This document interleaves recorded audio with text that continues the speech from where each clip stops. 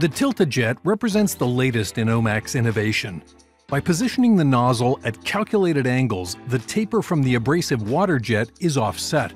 This means that parts are cut with square edges and cutting time can be reduced.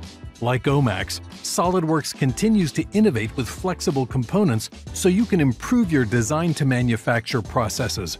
Subassemblies are used to represent the multiple mechanisms and linkages in the tilt-a-jet. These assemblies are made flexible so the mechanical motion can be evaluated at the top level. To finish this design and protect the moving parts from the abrasive material, bellows are put in place. But how do you make them flexible so that they can properly connect to the rest of the assembly?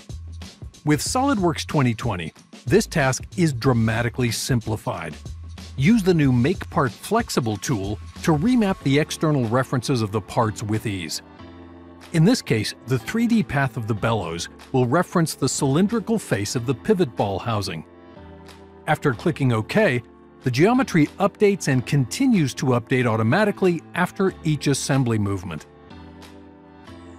This process is repeated for the other instance of the bellows part without creating unique configurations or separate part files. This optimizes your data management and efficiency, bringing parts to life.